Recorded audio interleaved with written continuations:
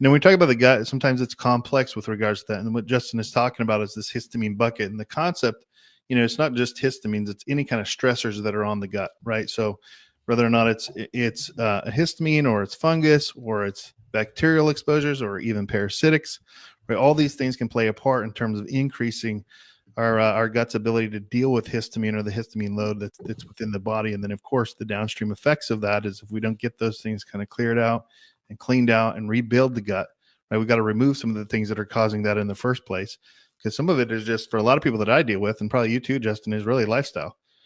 Right? A lot of 100%. histamine issues starts with lifestyle. What are you eating? What are you communicating to your gut? What are you communicating to your body? And histamine is where we're at now in this conversation, but how did it get to histamine? That's the question, right? And the big thing that you're going to see increase histamine, like I talked about the different antigens in the environment, right? Molds, pollens, internal mycotoxin molds in the home. Remember, you have molds, but then you have mycotoxins, which are produced by molds. Mm-hmm. Mycotoxins are the off-gassing or the flatulence of molds. Not all molds have mycotoxins. So like molds outside, you may have cladosporium or microsporium from like natural plant decay, but then your drywall that's had water run on it from the leaky pipe, that may be producing Aspergillus fusarium or penicillium, which then produce different ochratoxin, aflatoxin molds that are actual mycotoxins, right? And so we have to look at it holistically. But when we're inflamed, right? When we have lots of inflammation in our body, it could be gluten, it could be too much processed sugar, it could be exercising too hard, not sleeping enough, it could be having very low progesterone because you're estrogen dominant as a female, or low cortisol as a guy, or overly high, right? That's going to stimulate our mast cells, right? Our mast cells are essentially basophils in the bloodstream. When they go into the tissue, they become mast cells. Mast cells produce histamine. So the more inflamed we are, that stimulates immune activation, mast cell activation. Histamine then will come from those mast cells / basophils. That will increase the blood vessel permeability. It opens things up. So it's when you're inflamed, it's common to hold on to fluid. If you think about maybe you got whacked in the eye or bumped your elbow, it gets swollen. Histamine is part of that vasodilation, fluid retention type of reaction. You're going to get cytokines. You're going to get TNF alpha. You're going to get nuclear factor kappa beta. You're going to get different interleukins. These are chemical signals due to the inflammation process that those signals try to help bring white blood cells to clean up the inflammation. The problem is if it's acute, it makes sense. I bumped my elbow. It's good that we get some immune response there to heal it up. But when it's chronic, now you have this low-grade chronic immune activation. So when your immune system's more active and chronic, guess what happens? Now autoimmunity can happen. Now you're attacking tissue. Now, because your immune system's so heightened and you're eating foods, now food allergies are more likely to happen as well. So the gluten, the dairy, the processed foods, maybe the nuts or seeds or eggs, quote unquote, healthy foods could even now be an immune activation. And then we have this leaky gut that now happens because of it. Now our gut's more permeable. And now all that outside world that's coming into our digestive system, now our immune system is interacting with it more closely. So the more our immune system activates with these foods that are not broken down in a peptide or broken down like form, there's more likely to be an immune response to it. Mm-hmm. Yeah, that sort of comes back again to that gut health and dysbiosis that we're talking about. So the leaky gut or the imbalanced gut bacteria or, SIBO kind of things. And then obviously that reduction of DAO enzyme production inside of the gut. But yeah, I think mold having a big correlation, again, just another stressor in terms of like what's going on inside of the body. And so, I think it's, bringing up sort of the mast cell activation, seemingly a lot more people have become more aware of that and what that's doing inside of them and their body. And this chronic exposure to mold, along with the increased histamine activity, like keeps the inflammation high, right?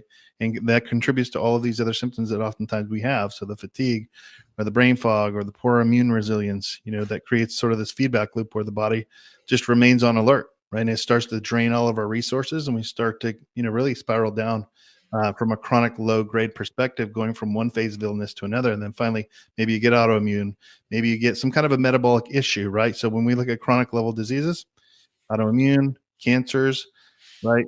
Diabetes, high blood pressure, all these different kinds of things that we get as we continue to sort of degrade our body in these ways. And it's a vicious cycle, right? Because you have inflammation from your food, your lifestyle, your diet, and then that creates more histamine. And then more histamine creates more inflammation. And then it's this vicious cycle. Just And then, cycle. of course, then now you're sensitive to more foods. And then you see Dr. J and Rob's video on probiotics, and maybe you start eating more probiotics, and then you're like, crap, I'm feeling worse. What the heck? And then you're Yeah, like, you I don't feel know what to better. do, right? I'm trying to Yeah. make an effort, and then everything's just more sensitive. It's kind of like if you go and you have back pain, right? You have joint issues, but you get a sunburn and you need an adjustment, you need a massage, but now your tissues can't handle it because they're so sensitive, but you don't know what to do, but you want to do something, and then you kind of get paralyzed, right? And that's where a lot of people sit. I've been doing this 15 years, 5,000 plus patients. You've been seeing patients for years as well. Is there any patient stories that kind of come to mind for you where you've seen people struggle with any of these things?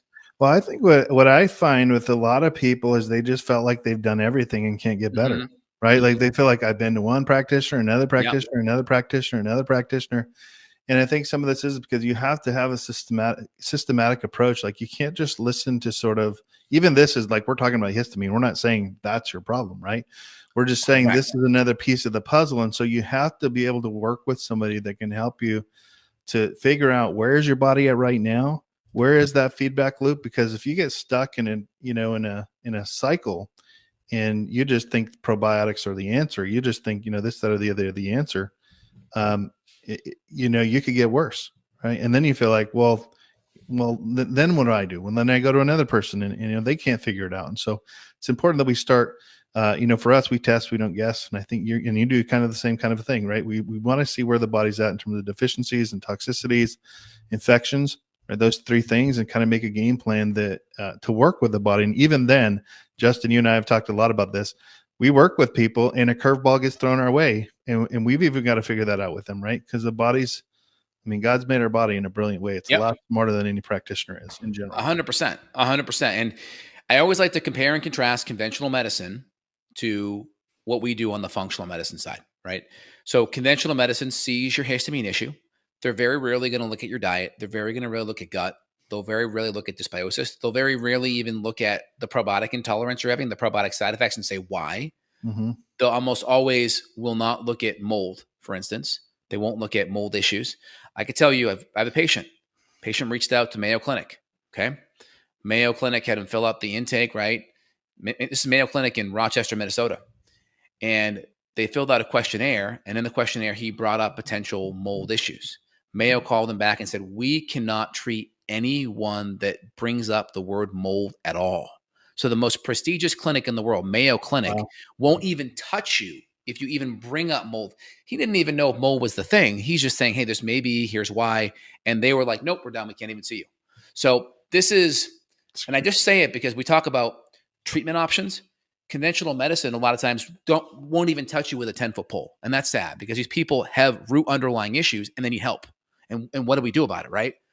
Now, your conventional approach will be H1, H2 blockers, right? So this will be like loratadine. This will be like your Benadryl, right? Then you have your H2 blockers, right? These are your histamine. These are going to be more like your Pepcid AC, kind of more your digestive reflux, famotidine kind of issues. And then we have like your mast cell stabilizers. These are going to be like your cromolyn, right? Your cromolyn, these are going to be, more on the drug side. And then you're going to have leukotriene modifiers. These are going to be your montelukast. And then we go into steroids, right? Corticosteroids. Then we go into our anaphylaxis, like our EpiPens. And then we go into like Gleevec, which is our tyrosine kinase inhibitors. And then we go into like Humira, like our biologics. Like that's kind of the tree, right? Yep. H1 blockers to H2 to mast cell stabilizers. Those are the big kind of drugs that are kind of in the chemotherapy realm. Then our leukotriene, our corticosteroids, EpiPens, tyrosine kinase, and then that's it. And our biologics, that's it. That's all we have.